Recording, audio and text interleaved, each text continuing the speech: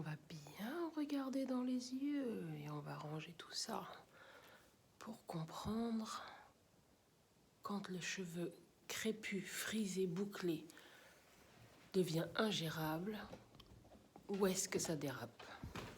Bienvenue. Bon, on y est justement, au point où ça dérape, au point où ça a même déjà bien dérapé. Mais bien dérapé. Qu'est-ce qu'elle est mignonne, cette petite pointe, n'est-ce pas? Oui, j'ai une boucle, oui, mais cette boucle n'est pas conforme. On croit que le cheveu naturel, en ce qui me concerne, c'est du lâcher-prise. Non. Moi, je suis une control freak. Je vous explique tout de suite où est-ce que ça dérape. Voilà. C'est là où ça dérape. Je vais vous expliquer comment ça s'est passé pour moi. Et encore là, la coupe est à peu près présentable. Mais si on fait une raie au milieu, on voit bien que ça devient misère. Où est-ce que ça dérape? Pourquoi? Qu'est-ce qui s'est passé concrètement? Ça a l'air pas mal vu comme ça, mais les connaisseurs savent que quand ça part en cacahuète comme ça, de toute façon, et c'est ce que tout le monde craint, de toute façon, à la fin, à part la coupe, il n'y a pas grand-chose à faire. Pourtant, les mèches sont quand même belles. Mais effectivement, il y a des boucles qui sont pas mal. Hop. Tu vois, de bout en bout, qui sont vraiment bien dessinées, qui ont l'air d'aller bien, qui ont une souplesse, effectivement. Tu remontes et tu sens que c'est doux, c'est agréable. Et puis, il y en a d'autres qui sont plus rêches et là, ça va encore, mais par endroits commencent à présenter des défauts avec des amalgames. Bon, là, ça va encore. Je vais t'en trouver une. Tac. Là, ça commence à aller mal, tu vois. Il y a un travail de dégroupage à faire. Voilà, hop. Donc voilà, on commence à avoir un amalgame, là, un petit paquet qui se forme où on n'est pas sûr, concrètement, d'être en mesure d'enrayer la situation si elle dégénère plus. Je m'explique. J'ai pas peur, hein, mais je vais vous expliquer comment ça s'installe. Par exemple, cette boucle-ci, oui, elle est conforme, quoique, parce que comme je vous ai dit, je ne suis pas du tout à jour. Regardez, elle est plutôt pas mal dans l'absolu. Elle n'est pas trop groupée à la base. Il y a quelque chose d'assez fluide dans son attitude, d'accord? En revanche, et notamment ici, ça c'est pas de la boucle conforme. C'est de la boucle qui a décidé que ça va pas se passer comme ça et que ça va être le bazar. Et donc on se retrouve avec des zones où ça commence à raccrocher, à loxer, et pourtant ça loxe au milieu en fait, ou pas vraiment au niveau de la racine mais vers le milieu. Et ça, alors que les boucles au bout sont plutôt jolies. Donc pourquoi on en est arrivé là?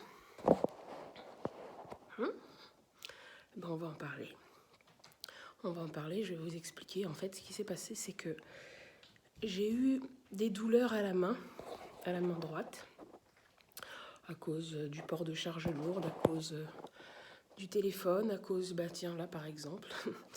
Et puis parce que j'avais un petit reste d'un truc de l'année dernière. Mais, le téléphone surtout, je pense.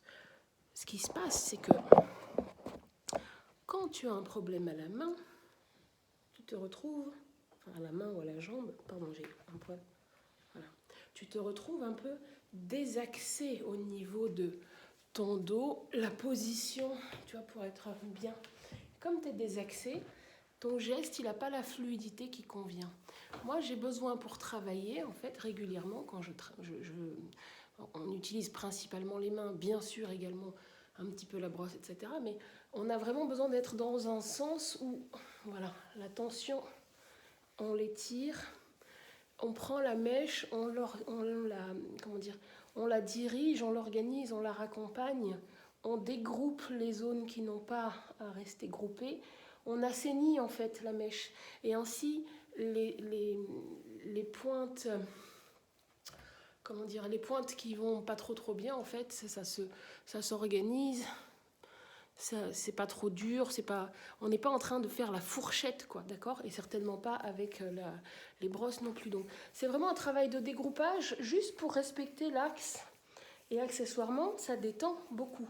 Sauf que la détente, si tu veux, on se la retrouve au niveau de l'intégralité du corps. J'essaye de mettre mon truc parce que voilà, je suis pas sûre qu'on va bien voir. Voilà.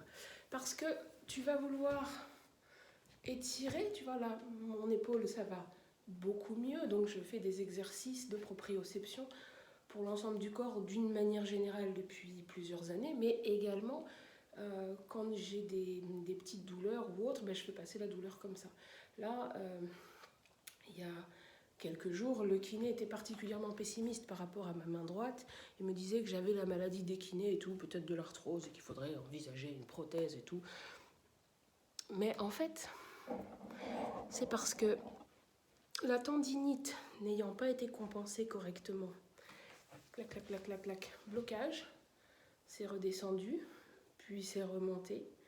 Puis, en fait, quand il a déverrouillé ça, j'ai eu ultra mal au bras au point qu'il me fallait peut-être 2 minutes, 3 minutes pour mettre ne serait-ce qu'un soutien-gorge, pour mettre un pull, je te raconte même pas, pour mettre un collant, oublie, et conduire, impossible de lever le bras. Donc, en fait, lui il me dit, non, il va falloir faire des infiltrations, et puis de toute façon, oui, des antidouleurs à fond, faut y aller.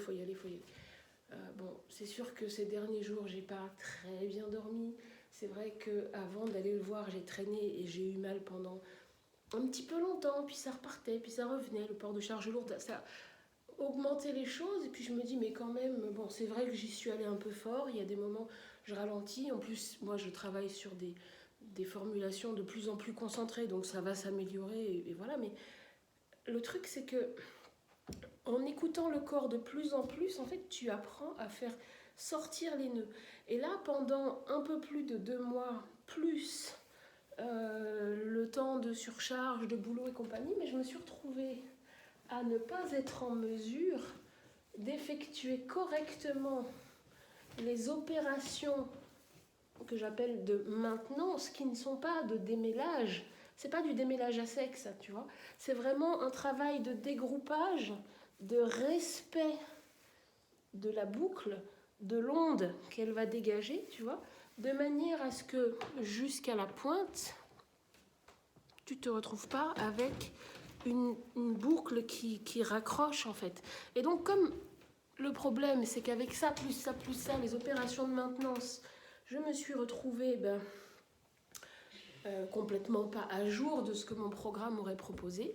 Et je suis en retard de ma dépollution, donc en retard aussi sur la taille de mes pointes, mais juste le mini élagage, le petit truc que je fais au plus tard tous les 6 mois, tu vois. Là, c'était tous les trimestres, parce que mon mode de vie un peu extrême, avec le chaud, le froid, l'extérieur, le vent, la neige, la grêle, la pluie, je m'en fous, tu vois, et la nuit pour dormir comme ça, et en fait, le mode de vie extrême ne me permet pas d'avoir des pointes qui ne sont pas tout terrain vraiment. Parce que sinon, je me retrouve avec des mèches qui raccrochent un petit peu. Au niveau du doigt, il est beaucoup plus hésitant. Tu n'arrives pas à travailler avec la précision que tu mérites. Alors, tu peux travailler aussi juste avec un petit vapeau. Mais là, regarde, j'enlève quoi comme cheveux cassés? 3 fois rien, quoi. Ça, c'est des vieux cheveux. Et en plus, il y en a un qui n'est pas à moi, c'est un poil de pull. Voilà.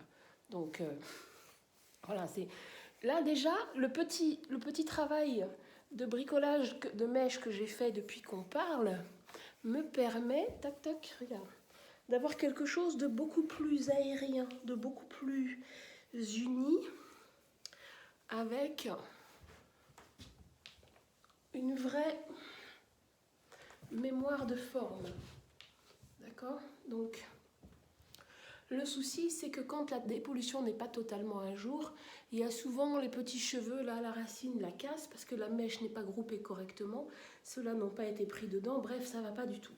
Donc ce qu'il va falloir faire là, excusez-moi, j'ai une tête pas terrible parce que mes allergies ont un petit peu repris, mais tout commence à aller mieux.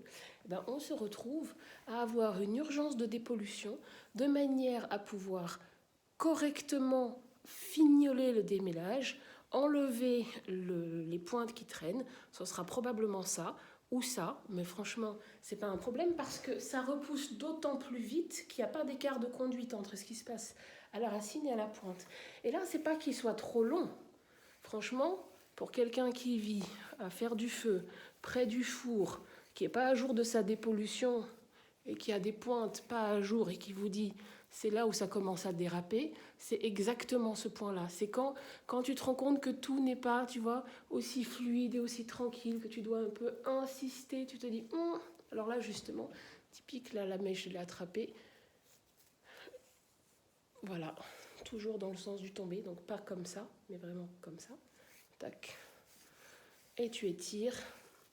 On peut aérer certes, mais on raccompagne, voilà, et à la fin, on verrouille toujours le long de la tête, comme ça.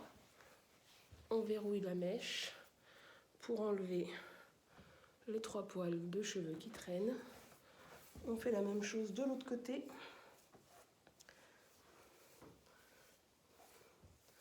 Voilà.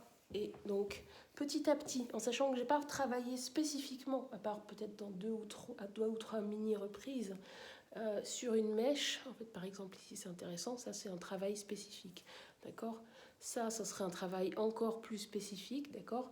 Mais il s'agit plutôt de dire, au lieu d'éplucher comme ça et de risquer de tellement éplucher la mèche qu'en fait on la déshydrate, moi ce que je propose c'est plutôt de permettre à l'ensemble de danser de concert, de sentir qu'il n'y a pas de micro-cheveux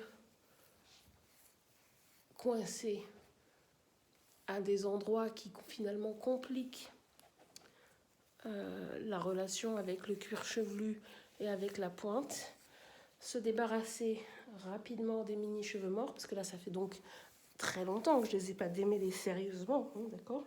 J'ai triché en gratouillant les pointes et tout ça, mais j'étais pas totalement à jour. Et là, franchement, je suis en chien, mais en chien. Et si ça continue, là, ça va déborder sévère. Je vais me battre au niveau du démêlage. C'est pas possible. Alors dans ces cas-là, un shampoing ne suffit pas. Un shampoing clarifiant ne suffit pas. Une demi-dépollution peut déjà faire l'affaire à partir du moment où on s'assure après d'avoir quand même bien bossé et taillé les pointes un petit peu. Mais là, je pense que j'ai pas besoin d'une très grosse dépollution, mais j'ai besoin de quelque chose qui réellement favorise l'accès total aux mèches de manière à retirer les éventuels cheveux morts qui pourraient traîner et permettre aux racines là, qui ont repoussé entre-temps, qui correspondaient à de la vieille casse, de se remettre en place. D'accord ? Donc il ne s'agit absolument pas d'être en train d'insister sur une mèche en se battant sur celle-là. Celle-là, elle est particulièrement ronchon, hirsute et crépitante. Mais il ne s'agit pas d'insister, pardon, je vais essayer comme ça, voilà. Il ne s'agit pas d'insister sur la mèche. Là, en fait, il s'agit juste de comprendre qu'on veut lui redonner son mouvement. Vous voyez le petit, voilà, ça commence à revenir. Voilà. Hop. Tu peux te faire comme ça. Alors, hop. Ça se dit, tu diriges pour que ça soit de plus en plus confortable. Tac, tac, tac, tac, tac, tac, tac, tac. Voilà. Et ça, c'est pour une mèche grincheuse, hein. Voilà. Tac. Mais il n'y a que le doigt qui peut vraiment faire le travail dans ce cas-là, en fait. D'accord ? Quand tu n'es pas à jour sur ton démêlage et le retrait des cheveux morts, finalement, l'excédent éventuel de produits que tu as pu mettre sur le cheveu, voilà. Mais je rappelle que ce que j'appelle moi démêlage, normalement, n'est pas ceci.